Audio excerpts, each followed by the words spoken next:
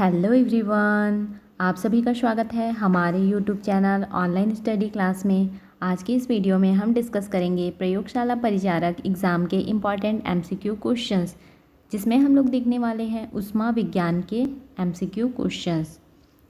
Question number 1 है, सूर्य से ऊष्मा पृथ्वी पर कैसे पहुँचती है? परावर्तन द्वारा, चालन द्वारा, विकिरण द्वारा, संवहन द्वारा। इसका राइट आंसर है ऑप्शन नंबर सी, विकिरण द्वारा। सूर्य से ऊष्मा पृथ्वी पर कैसे पहुंचती है? विकिरण के द्वारा। क्वेश्चन नंबर 2 है, भूमंडलीय तापन का प्रमुख कारण क्या है? जीवाश्म ईंधनों का जलना, बार बार ज्वालामुखियों का फटना, पेड़ों को काटना, पृथ्वी सूर्य के निकट होती जा रही है। इसका राइट आंसर है ऑप्शन नंबर ए, जीवाश्म ईंधनों का जलना। भूमंडलीय तापन का प्रमुख कारण क्या है? जीवाश्म ईंधनों का जलना। क्वेश्चन नंबर 3 है, इंजन रेडिएटर में ताप का संचरण होगा चालन द्वारा, संवहन द्वारा, विकिरण द्वारा, चालन एवं संवहन द्वारा। इसका राइट आंसर है ऑप्शन नंबर बी, संवहन द्वारा। इंजन रेडिएटर में ताप का संचरण होगा संवहन के द्वारा। क्वेश्चन नंबर 4 है, वह प्रक्रम जो उपलब्ध हो जाता है नहीं करता कहलाता है? रुद्धोष्म प्रक्रम, समतापी प्रक्रम, आदर्श प्रक्रम, घर्षणहीन प्रक्रम। इसका राइट आंसर है ऑप्शन नंबर बी, समतापी प्रक्रम। वह प्रक्रम जो उपलब्ध हो जाता है नहीं करता कहलाता है, समतापीय प्रक्रम। क्वेश्चन नंबर 5 है, वायु की क्षैतिज गति होने वाले ऊष्मा के अंतरण को कहते हैं? अभिवहन, संवहन, चालन, विकिरण। इसका राइट आंसर है ऑप्शन नंबर ए, अभिवहन। वायु की क्षैतिज गति होने वाले ऊष्मा के अंतरण को कहते हैं अभिवहन। क्वेश्चन नंबर 6 है, ठंडा किया जा सकता है पानी के बहाने से, रसोई गैस, ठोस को पिघलाने से, संपीड़ित गैस को छोड़ने से। इसका राइट आंसर है ऑप्शन नंबर ए, पानी के बहाने से। ठंडा किया जा सकता है पानी के बहाने से। क्वेश्चन नंबर 7 है, बैरोमीटर में पारे के ऊपर के स्थान में थोड़ी आर्द्रता प्रवेश कराने पर क्या होगा? पारा का स्तंभ गिर जाएगा, पारा का स्तर ऊंचा रहेगा, पारा का स्तंभ गायब हो जाएगा, पारा का स्तंभ अपरिवर्तित रहेगा। इसका राइट आंसर है ऑप्शन नंबर ए, पारा का स्तंभ गिर जाएगा। बैरोमीटर में पारे के ऊपर के स्थान में थोड़ी आर्द्रता प्रवेश कराने पर क्या होगा? पारा का स्तंभ गिर जाएगा।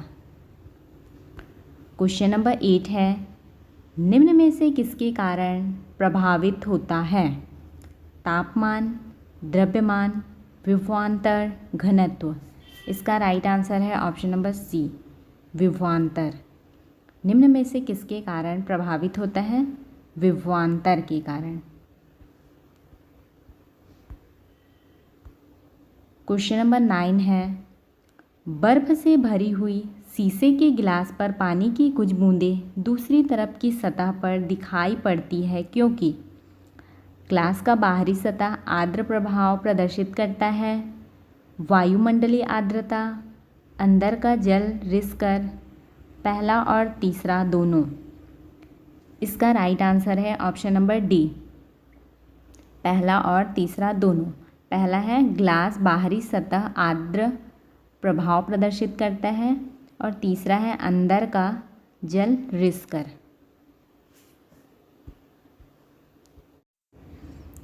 क्वेश्चन नंबर 10 है, किस तापमान पर जल का घनत्व अधिकतम होता है? 0 degree Celsius, 4 degree Celsius, -4 degree Celsius या फिर डिग्री सेल्सियस फ़ारेनहाइट। इसका राइट आंसर है option number B, 4 degree Celsius.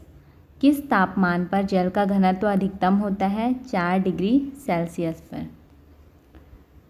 Question number 11 है, शक्कर के घोल का तापमान बढ़ने से शक्कर की विलेयता घटती है, बढ़ती है, अपरिवर्तित रहती है? पहले घटती है फिर बढ़ती है। इसका राइट आंसर है ऑप्शन नंबर बी, बढ़ती है। शक्कर के घोल का तापमान बढ़ने से शक्कर की विलेयता क्या होती है? बढ़ती है।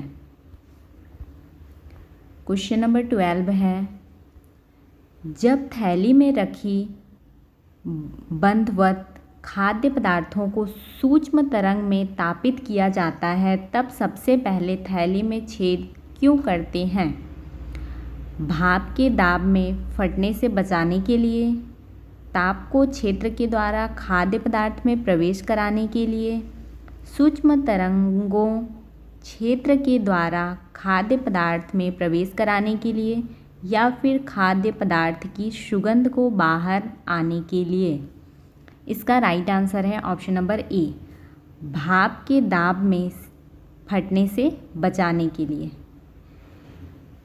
थैली में छेद क्यों करते हैं? भाप के दाब में फटने से बचाने के लिए। क्वेश्चन नंबर 13 है, शीतकाल में कपड़े हमें गर्म रखते हैं क्योंकि वह ऊष्मा प्रदान करते हैं, ऊष्मा का विकिरण नहीं करते, वायु को शरीर के साथ संपर्क में आने से रोकते हैं, शरीर की ऊष्मा को बाहर जाने से रोकते हैं?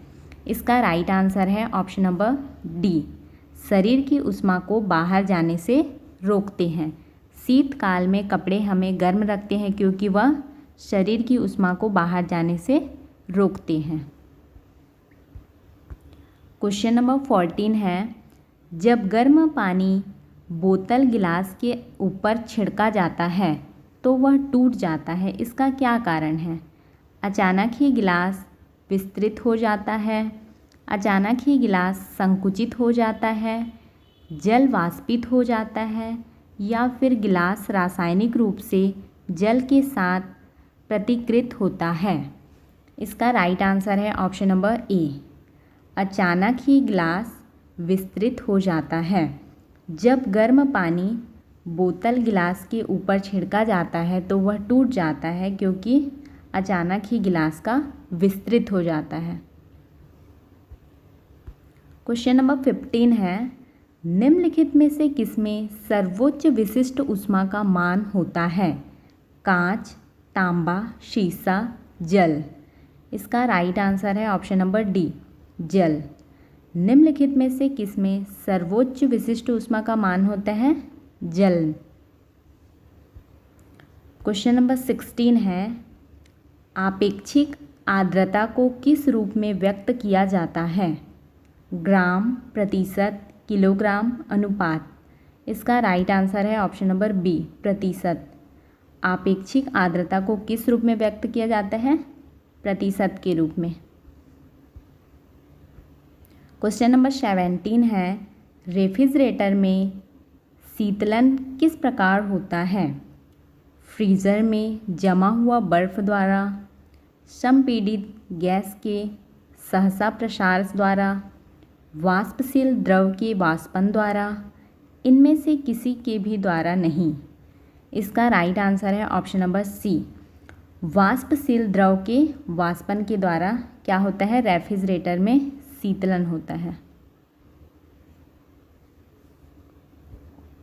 क्वेश्चन नंबर 18 है, शीतकाल में कपड़े हमें गर्म रखते हैं क्योंकि वह शरीर की ऊष्मा को बाहर जाने से रोकते हैं।